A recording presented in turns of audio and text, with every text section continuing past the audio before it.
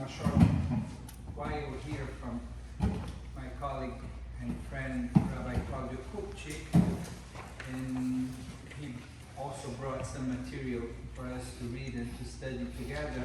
But I really believe that this year in particular, the question that Tisha B'Av poses is a very relevant one. When the second temple of Jerusalem was built, the Jews at that time asked themselves, should we keep on mourning the destruction of the first temple? Should we keep on fasting on Tisha B'Av for the destruction of the first temple, now that we have the second temple? And once again, when the state of Israel was created and founded, people started asking, should we keep on fasting on Tisha B'Av? Or the modern state of Israel is a replacement for the Temple of Jerusalem? Are we still waiting for something to happen? Or we have the redemption here and now by the foundation of the state of Israel? And different answers were given. We gave some material for you to read, and you will see that Rabbi Tuvia Friedman and Rabbi Hammerman agree that we should at least shorten the fast in order to show that the modern state of Israel marks a revolution in Jewish history, and we are not anymore in the same place and mood that we were and we've been for 2,000 years until the establishment of the state of Israel. But Rabbi David Lincoln does not agree and writes that according to his halachic view, we should keep on engaging in the entire fasting day. So I would love to hear the thoughts of my colleague before he introduces the next piece. Okay, thank you. So it's very interesting that these two responses were issued on this issue. The question is if one is obligated to fast a full day on Tisha B'Av after the state of Israel was founded and after the reunification of Jerusalem. So in a way we have our temple again, not the full temple, but we have Jewish sovereignty, and according to some of the scholars, if you take this home and you read it, you'll see some of the scholars say that the fasting only lasts until there is Jewish sovereignty over Israel. And that is considered the Messianic era, and that's no need for fasting. And even after the destruction of the second temple also, some of the scholars, among them Rabbi Yehuda Nasi, the great leader of the Judean in those days, rabbinate in the late 2nd century, the editor of the Mishnah, he wanted to eliminate the fasts, but the students didn't allow it, according to some of the texts. So we see that there was a very ambivalent. Some people wanted to keep the tradition because of the law, some people wanted to minimize it, but particularly after the establishment of the state of Israel, it was seen that having restored our sovereignty, and particularly after 1967, after the Six-Day War, when Jerusalem was reunified, there was no reason for a full day of fasting. So Rabbi Tuvia Friedman issued a tshuva that says that one can fast at the mincha, do mincha still fasting, and after mincha, one can break the fast. So that's one position. Now, Rabbi Tuvia Friedman, it was one of my teachers. He was the father-in-law of Marshall Mayer. He was the founder of the Jewish the Seminario in Argentina, conservative seminary of Argentina, from where I graduated, and he was the director of the Israeli program Seminario for many years. And when I was in my last year of rabbinic school, I studied with him. So he was what the coordinator of. In fact, he organized my Beidin for my ordination, and he is one of the signatories on my smitha, on my diploma as a rabbi. And so, of course, I owe him respect. And Rabbi Reuben Hamlet, who agreed with him, also is cited here. He was also one of my teachers at the time, and he also was one of my signatories of my smitha. So I have to respect him. But then we have Rabbi Golinki, that you probably studied with him, of course, you know him well. Hammer too, yes. So Tuvia, unfortunately, left us. And yes. And he was also, Tuvia Friedman was also president of the Rabbinical Assembly before retiring. And when he retired, he went to Israel, lived in Israel for many years, and there he was the director of the Israeli program of Seminary Rabbinicum. So the other tshuva is Rabbi Golinki, and he disagrees. He says that still, even though we have Israel and we have reunified Jerusalem, that we should go back to the Geonic tradition of only having an obligation of fasting the full day of Tisha B'Av, according to him, and the other fasts, the minor fasts, the Seder of Tammuz, the Seder B'Tevet, the Tzom Gedalia, the other fasts of the Hebrew calendar can be optional, but Tisha B'Av should remain as mandatory.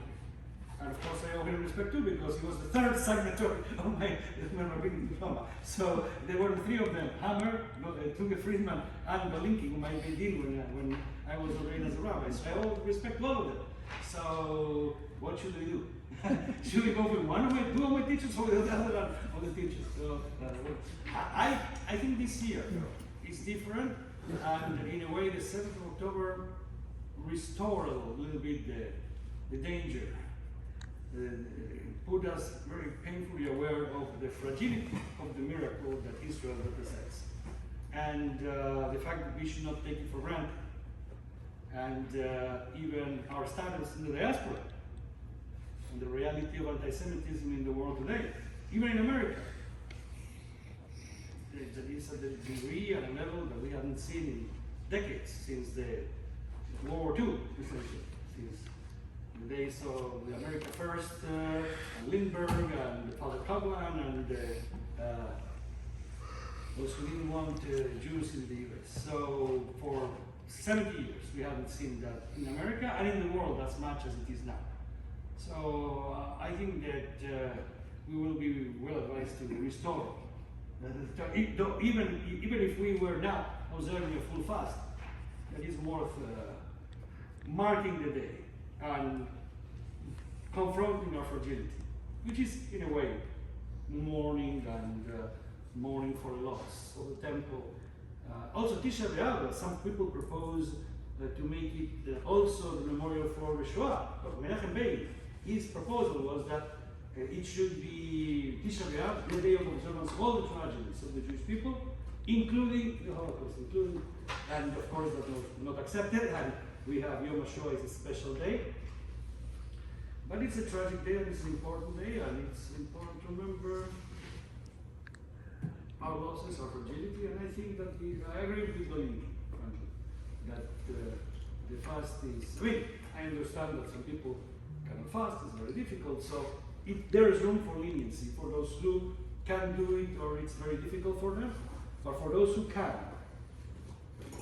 I think it's a worthwhile spiritual exercise. You know, after the October the 7th, some people will say it only shows that the redemption is not complete, and we should keep on fasting the full day.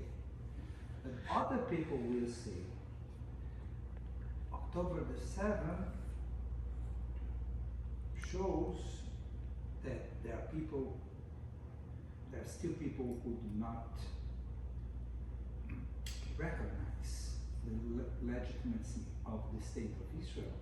So only if we fast half day, we are saying that the state of Israel is legitimate and represents the full redemption. Because the ultra orthodoxy, as we know, does not see the state of Israel as a legitimate institution, because they're still waiting for the Messiah to arrive, and only after the Messiah arrives, then a legitimate state of Israel will be born. So this is a way, by fasting half day,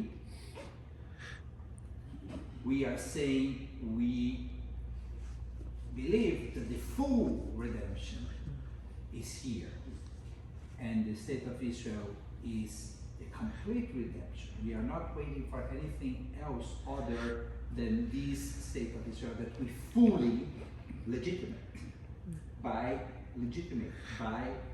not doing the full fast. So we could argue both ways. Yes, yes. I mean, it could be said that fasting a day is affirming the legitimacy of Israel. At the time, there's people who want to delegitimize Israel, both in the ultra-Orthodox camp, but also among the non-Jews.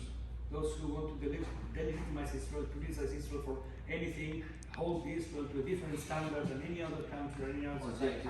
Anti-Zionists, Jews, or Jews and non-Jews, yes, yes. Okay, It could be said. let's bring what you. Okay. So, on the other hand, we can always also say, I'm not sure that we are not waiting for anything. It's true, from the national point of view, the establishment of Israel is the full redemption. But spiritually and for the world, we're still awaiting redemption. The world is still A mess. A mess. It's a big mess. So we still, I mean, I'm not sure we expect a personal Messiah, right? But we do expect a redemption for the world. And that has not happened. So take. Tikkun Olam. You go around and take it, will stand. The question will stand. Very good. So the other page we have is there's a lot, tremendous creativity that has been shared, and you can find it online and many places. People who have composed all kinds of things for Tisha B'Av after October 7th.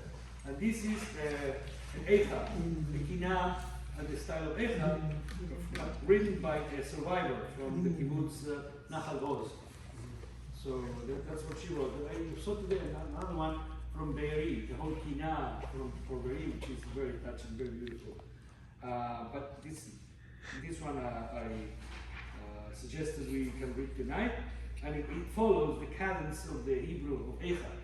So you can recognize Eicha Yashva Badad, exactly the words with which the Megillah starts, with the Eicha scroll starts.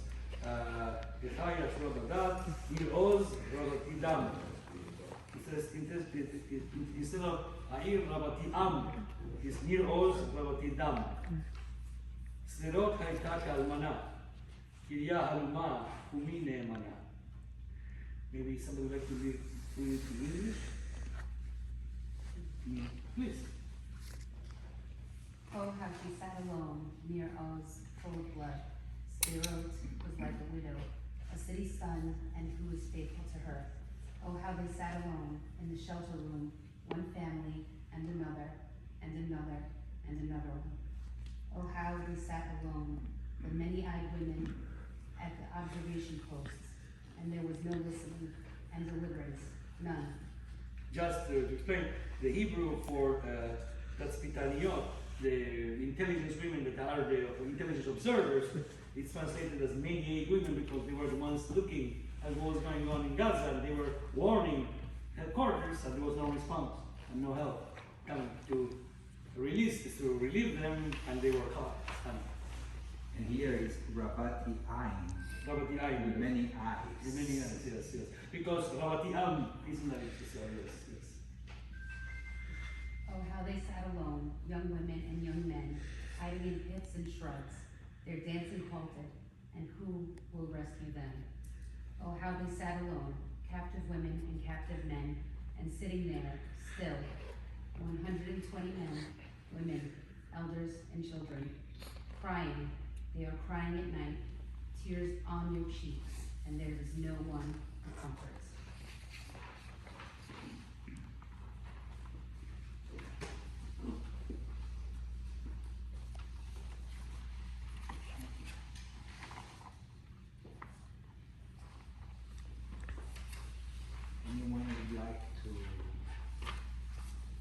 share your thoughts on how this tragedy impacts, from your view, the remembrance of the destruction of the temples, and anything connected to Tisha B'Av too, and Moshe. Yeah, when I was in Tel Aviv, not so long ago, I was from Shoshana, and we went to Hassim Square. And purpose, so I saw people sitting in booths, the survivors of one of the kibbutzim raids. Might have been Nahal Oz, I'm not sure. But I was sitting with some people who were survivors, and one of the survivors looked at me point blank, and he said to me, he says, I don't have any faith in the state of Israel for the future. Said, what he said to me, so he said, you know, back in biblical times, or the first Holy Temple was destroyed because of baseless hatred, of course, and fighting, and look what happened. And he said, now, you know, back in the second Holy Temple, it was destroyed. Why? So the baseless hatred and fighting, inner conflict with the Jewish people. And he says, now look at it now. Inner fighting, and here we are. And I literally had to take a huge gulp of what this person is saying. And he's witnessed what he witnessed, of course, through his own eyes. And being at Hostage Square, and also we went on Motzi Shabbos, Sean and I, where there was solidarity, but when you go ahead and you see the table, you know, empty chairs to represent the people who were taken. I mean, some have returned, but of course most have not. And it really hits home about the importance of Israel, about the importance of what inner strife can lead to. And I believe that Tisha B'Av really is important. We have to be reminded of how history can repeat itself, and to be reminded about the fragility of the state of Israel and also of us here, especially in the diaspora. So that's what I, and of course, also on the other hand, the flip side, when I was in Tel Aviv, I saw a lot of families with young children. And I was telling Shoshana, and of course Tova, and also my other friends, I said, when you see life, and you see children, there's hope. And that's the important thing, because I know towards the ending of Tisha B'Av, whatever, there's also, we talk about hope and redemption. I said, there's hope there too. Just another thought also is that when I was having lunch with my friend Kelly, she was telling me she's not too far from, from Gaza, and she looked at me and while we're eating lunch and almost had tears in her eyes, and she said, Stuart, this is my home. I have no other place to go. I mean, fortunately for me, I can go to the United States, but she can't. And with that, it shows just how important and fragile Israel is, but how important it is. And that we can never forget. And I think that's what Tisha B'Av really needs to teach us, never to forget. Sure. Thank you, Stuart. Definitely the Sinat thing, I like that a lot. The thing is, we've all been to Israel many times, hopefully, at least I have, and I totally disagree with any notion that Jerusalem is a city that's whole, or that any place in Israel, whether you go to Akko or Lud or wherever. I have been standing in Lud and way back when, nothing to do with anything, and I was a little kid, and Arab kids came out and they saw me, and they saw I was Jew, and they came after me and so forth. I've been in Jerusalem, I've been You can't go to this. You can't go to the gates. There's so much hate. There's so much division. There has been. Israel, because Israel is a state in 1948, doesn't mean that the division that we've worked on, the hate. The reason why it's important, the reason why this is important to Shabbat is to remember that until we fix that hate, until we really have a unified city of people, whether they're Jewish or Muslim or Christian, it doesn't really matter. That until we have a unified city, that people aren't throwing rocks at each other, that bombs, that people aren't doing these terrible dastardly deeds that we read in, that we read in the newspapers and that we read in Necha, whether it makes a difference. That we have the hatred. So I don't think it's a unified city. I think that it is very important that we remember there's no place in Israel where you go and you can say that it's in my opinion that there are spaces but not places. This is different. And that's very true. So that's my point of view. I have a very different perspective because I've never been to Israel. One of the reasons I've never been to Israel is because I was too afraid to go to Israel.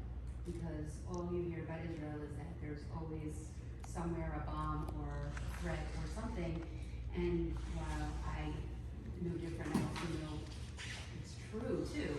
And I have family that lives there and they feel no other place, they belong in no other place but there. And they came after October 7th and they went back because that's how they feel. And I understand that. And I have very interesting perspective, I think, because when 9/11 happened, I remember thinking about being an American more than anything else.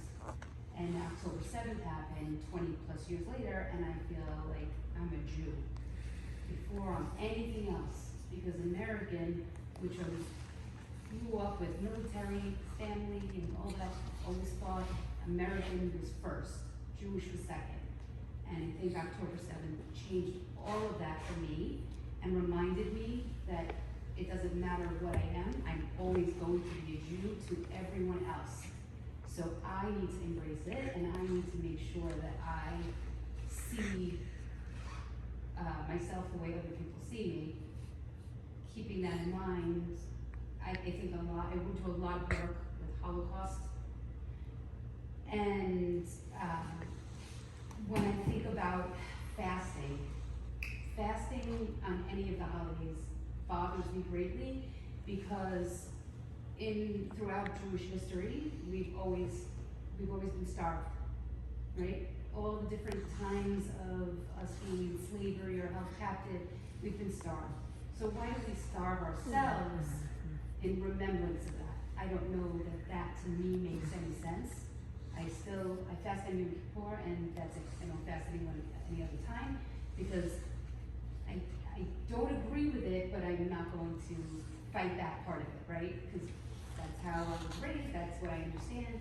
But as I learn more about myself and about go through my own journey through Judaism and learn deeper about the traditions, I would say, where they came from, because when you're a kid, you're taught do this, not why to do this. And now I'm learning for the first time why I'm doing the things I'm doing. It was the first Shabbat I've ever been to.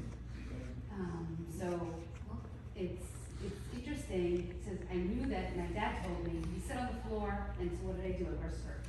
Like, I didn't even think about it, but I was thinking it's a holiday. So, you know these things, but you kind of connect them. So I hear you respect the rabbis that came before you, the ones that were your teachers, but I also think it's okay to disagree with people that taught you, right? Because without disagreement, without difference of opinion, we can't progress. And I very much think that the one thing I can hold on to is I know that Israel will come through this because everybody knows that if it doesn't, there's nowhere for any of us to go. So whether we were Americans 5 minutes ago, or we were Jewish and we're not that religious, or we've become more religious, it's irrelevant. Because if you are Jewish, you're not safe here, necessarily. And that is the one place that we hope at some point, whether it's 2,000 years from the time we started this journey, or 4,000, or it's next week, which we wish it would be, right? We still have this hope that we have a safe place for all Jewish people to live. So when I think about Tisha B'Av, and I think about fasting, and I think about this time period, I believe in the reflection of it, however anybody wants to take that in. I find these the limitations very interesting because we talk about suffering, but these are real, really strong feelings about being in the moment and mourning whatever it is. And I think that is the important part of it. Right? I always thought to say to people have an easy fast, and now I say have a meaningful fast, because I want to have something come out of that. I want there to be a reason for me to fast. And so whatever your reason is for fasting for half a day, or a whole day, or not at all, if you could find some meaning and pull that forward and progress and find a way to bring it to someone else, to share your feelings about how important it is for Jewish people to have a place in this world, wherever it may be, I think you found it's your own point. Before I start, I just want to say that was well said. We know, all of us, that the Jewish people have sought to destroy the Jewish people over the years, again and again and again. We also know that the so-called Palestinians coming from Gaza have again and again, and actually all the Arabs have again and again attacked Israel on our Jewish holidays. Or attacked the Jewish people on our holidays. So now that Iran is threatening that this is the day that they're going to have their big attack on Israel. And I've thought about this again and again. You know, Mordecai fasted because he thought the Jewish people were going to be destroyed, and that was his way to pray to God that they wouldn't be destroyed in the story of Esther. And should we be fasting to pray that we won't be annihilated, that Israel will not be annihilated, and the Jewish people have no place to go now? I don't know. I too have never fasted for Tisha B'Av, although I've skipped breakfast, but it's not really fasting. To me, Yom Kippur is the day to fast because I don't fast all get very sick. But I'm questioning, maybe we should be fasting. Does fasting when you're mourning or praying for something not to happen, does it make a difference? I don't know, but it is something I've given thought to, so it's interesting that that's what the topic is tonight. Thank you, Beverly. If I can interject a couple of ideas. One is, we are focusing on the fasting, but the observance of Tisha B'Av is not just fasting. Tisha B'Av's observance is like Yom Kippur's observance. There's 5 prohibitions involved in the observance of both Yom Kippur and Tisha B'Av, which is different from the other fasts. The 5 prohibitions, of course, are eating and drinking, bathing on the day of Tisha B'Av, marital relations, anointing oneself, makeup, and all kind of embellishing oneself, and the wearing of shoes. Those are the 5 prohibitions. Leather shoes, yes, leather shoes. So, but when we do the actual mourning, because it is a time of mourning, and that's why we sit on the floor and we remove our shoes. So, leather but some people don't, that's okay too. Thank you. But the other 5 prohibitions. And the idea is not only fasting, which is a very powerful spiritual and physical practice, which has spiritual benefits and also physical benefits. There's a lot of medical research about the benefits of fasting, some time, not a lot of course, but in terms of helping regulate blood sugar, helping the metabolism, even helping the immunity, allowing losing weight. That's helpful, that's very important. But in addition to that, not only that, but also the idea helps the immunity because it allows cells to regenerate themselves, and so it is a helpful practice to do it in moderation and to do it when it's indicated in our tradition. So the idea of not being able to fast right before, for example, we can take the minor fasts, and particularly Tisha B'Av, as a pre-Yom Kippur, a preparation. So even if we don't do it the full day, if we do the opinion that that's the half day, doing that will help us prepare, hopefully, to be able to do a little more in Kippur if that is difficult for us. Each one of us has different metabolism, different rehearsal. So it's like a rehearsal, preparation, like training for a marathon. You can't just go run a marathon and finish it. You don't run a marathon, you have to run smaller runs repeatedly until you are able to get it done. So in a way, this is also important things. But it's a whole experience of Tisha B'Av that means we detach ourselves from the physical world. Right? Not only eating and drinking, but also embellishment, bathing, sex, all of that. We are not concerned with our physicality. We are trying to reach to our spirituality.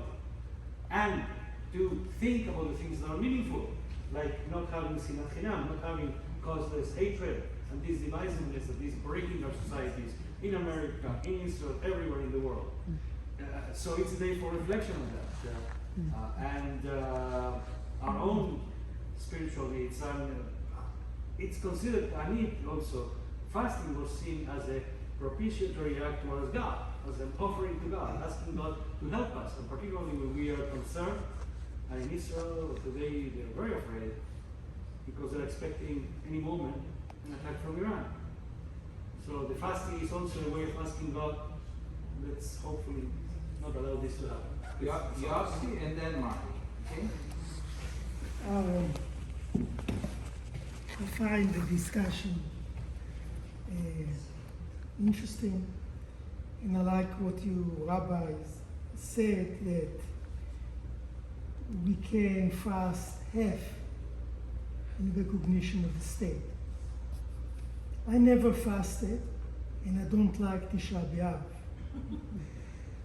The reason for that, I'm honest, I'm telling you what I feel. The reason is that Tisha B'Av is not only the destruction of the temple, which is physical, it's really the destruction of the nation. We did it. We Jews didn't like so much each other that we brought it upon ourselves.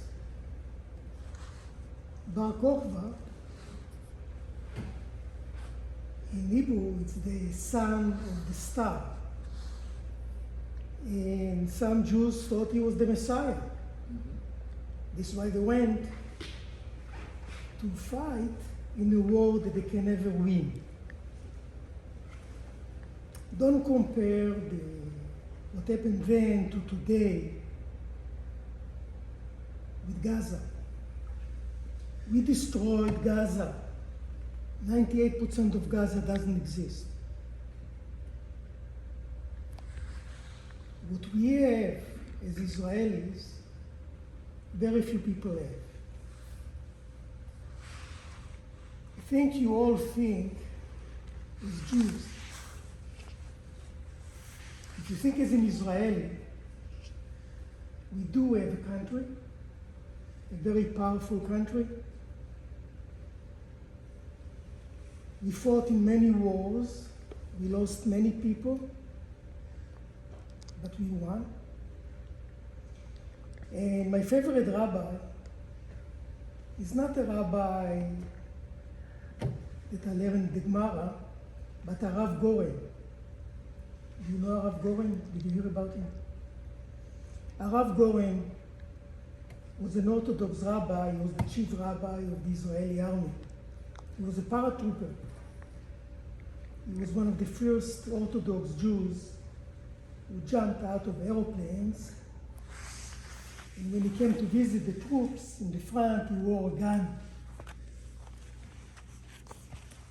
And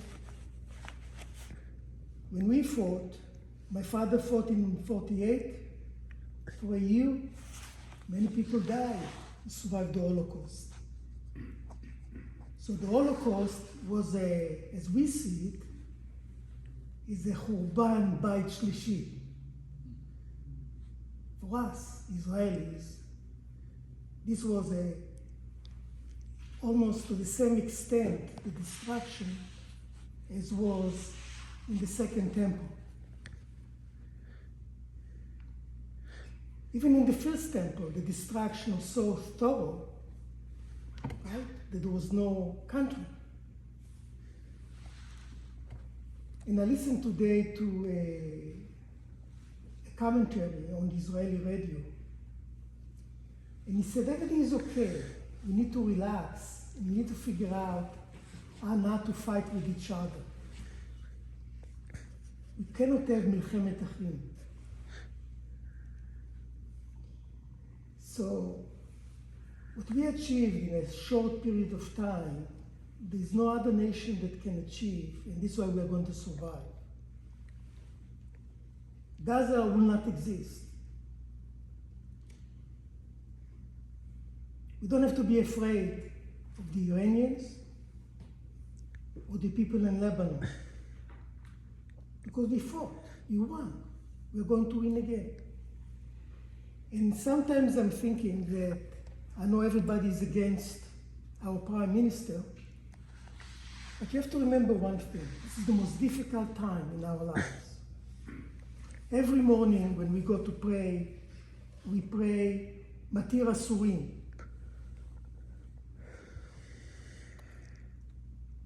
Why we're praying so much about it?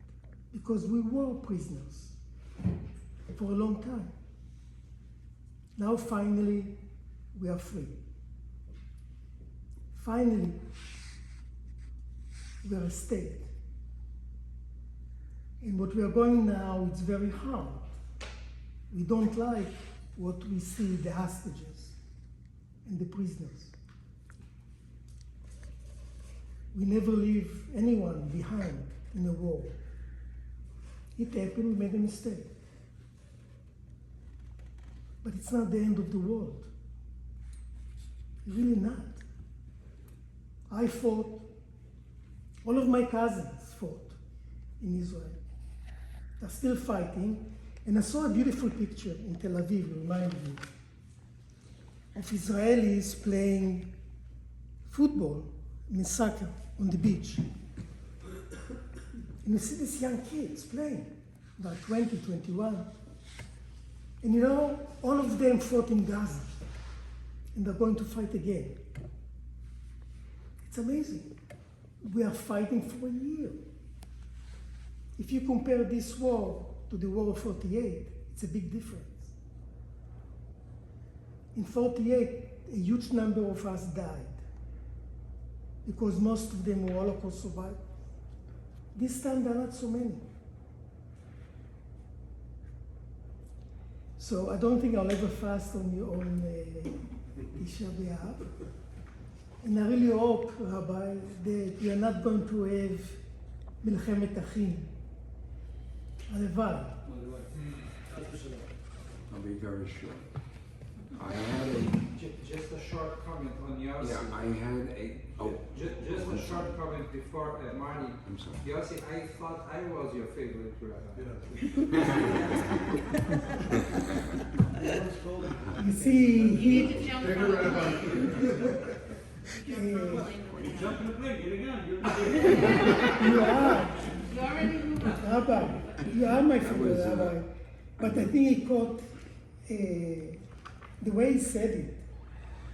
It clicked in my head, I read a lot about Rabbi Goren. He was amazing. isn't it? Agree with you. Yes. It is unbelievable. and he's blowing the shofar. Correct. You're absolutely right. And why did he blow the shofar? You know? What? Why the Rav Goren blew the It shofar? was the first time for many years because I think that the British are forbidden blowing the shofar. Yes, but also he ran. He was not in the front at the time. As you know, the paratroopers took over, right? We, with the armored corps, we were on the French hill. I wasn't there, I was in Valley d'Otan with the tanks. But when Rav Goren ran with the shofar, he said, Jerusalem is one. Yerushalayim echad. And he ran to the Kotel, and he said, we got Beit HaMikdash.